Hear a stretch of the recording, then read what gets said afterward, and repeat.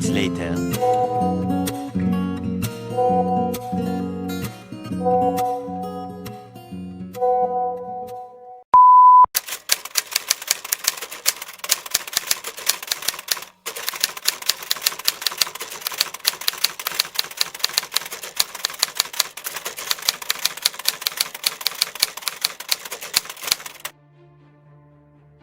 Berdasarkan Undang-Undang Nomor 9 Tahun 2018, PNBP merupakan pungutan yang dibayar oleh orang pribadi atau badan untuk memperoleh manfaat langsung maupun tidak langsung atas layanan atau pemanfaatan sumber daya dan hak yang diperoleh negara yang berdasarkan peraturan perundang-undangan menjadi penerimaan pemerintah pusat di luar penerimaan perpajakan dan hibah dan dikelola dalam mekanisme APBN. PNBP terdiri dari 6 objek atau klaster, yaitu pemanfaatan SDA, pelayanan, pengelolaan KND, pengelolaan BMN, pengelolaan dana, dan hak negara lainnya.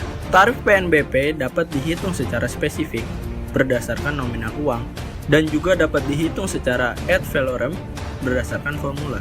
Bahkan, tarif PNBP 0% untuk PNBP tertentu sesuai dengan peraturan perundang-undangan. Alur atau tahap pengelolaan PNBP hampir sama dengan alur atau tahap pengelolaan APBN, yaitu perencanaan, pelaksanaan, pengawasan, dan pertanggungjawaban.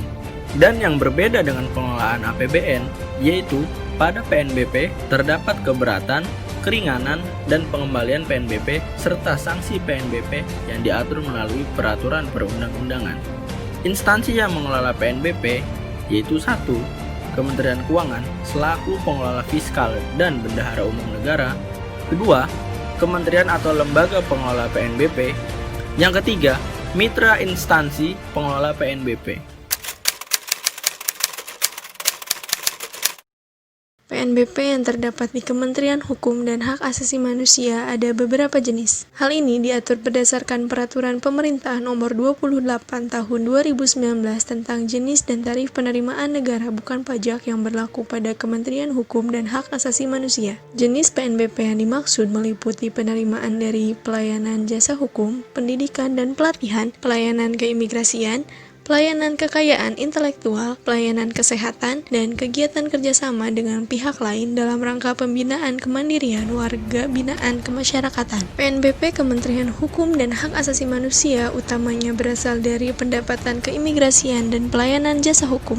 Berbicara mengenai PNBP yang pertama, yaitu pelayanan jasa hukum, PNBP ini berada dalam pengelolaan Direktorat Jenderal Administrasi Hukum Umum Kemenkumham dan memiliki tugas untuk menyelenggarakan perumusan serta pelaksanaan kebijakan di bidang pelayanan administrasi hukum umum sesuai dengan ketentuan peraturan perundang-undangan. Pelayanan jasa hukum melaksanakan 11 jenis pungutan PNBP, contohnya seperti badan hukum, perdata umum, notariat, fidusia, dan lain-lain. Kedua, berupa layanan pendidikan dan pelatihan. Hanya ada satu jenis yang dikenakan tarif PNBP pada jenis PNBP pendidikan dan pelatihan dan merupakan jenis PNBP pelayanan dasar, yaitu pendidikan dan pelatihan jabatan fungsional perancang peraturan perundang-undangan dengan minimal 25 orang selama 75 hari sebesar Rp39.500.000 per orang. Ketiga adalah pelayanan keimigrasian. PNBP ini dikelola oleh Direktorat Jenderal Imigrasi yang merupakan sebuah struktur bagian dari Kemenkumham yang memiliki tugas pokok merumuskan dan melaksanakan kebijakan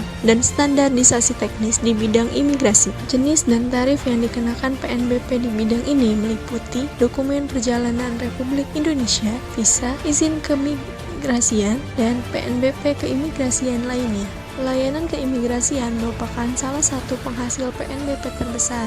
Berdasarkan berita dari Detik Finance, utamanya PNBP yang didapat dari pelayanan keimigrasian berasal dari pungutan pada objek visa on arrival dan overstay. PNBP overstay sendiri berasal dari denda yang dikenakan kepada WNA yang melebihi batas waktu tinggal di Indonesia.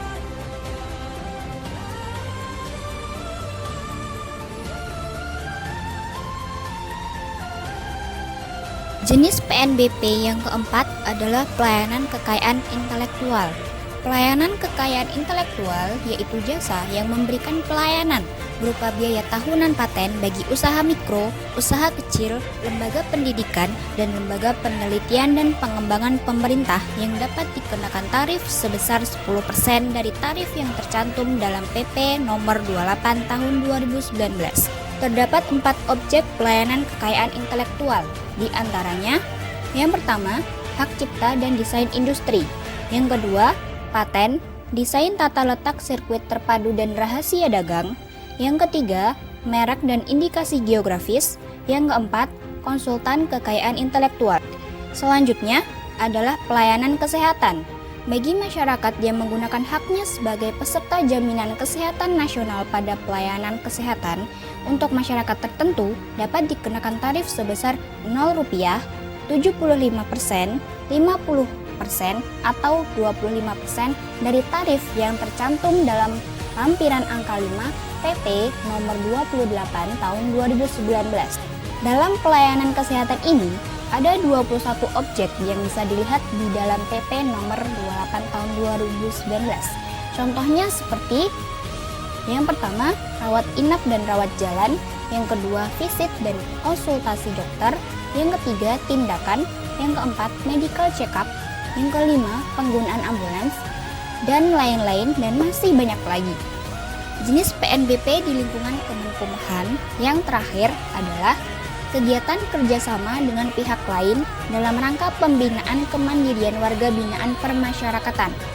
Nah, untuk tarif atas jenis PNBP ini sebesar nilai nominal yang tercantum dalam kontrak kerjasamanya.